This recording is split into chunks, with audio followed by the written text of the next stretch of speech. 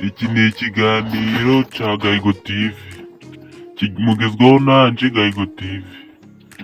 Uko bisanzwe uyu ni umusore mutoya cyane, avuga ko yavutse 2006,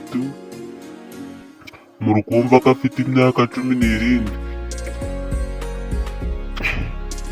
Iyi ni inzu ye yo bita etaje igeretse kabiri, hamwe murukumva yagize inzu akiri mutoya cane, anariko ayizengunuka ayitesitinga areba ko abakozi bayubatse neza, anariko agenda arazengunuka amanuka azengunuka, urayibona gutyo. Hano ari hasi ari kongera kuzengunuka urundi ruhande, yarusha ariko anari kwizungunuka, ni nini cane.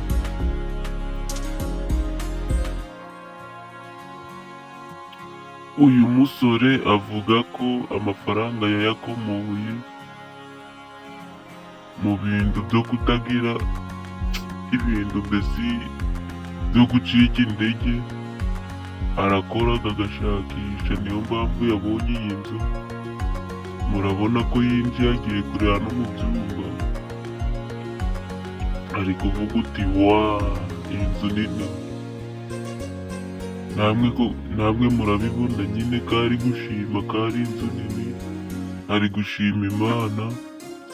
Kandi mbibutsa ko mugomba gukanda subscribe kuri iyi channel Gahigo TV, mukaja mureba ibitangaza dushira hano, tuja tubashiraho komedi n'ibindi byinshi. Muramubona umusore yakoreye amafaranga, yagiye arakora amafoto gatandukanye k'inzibutso ze.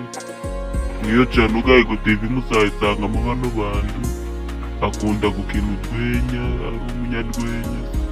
Nadusoreje, ndabakunda.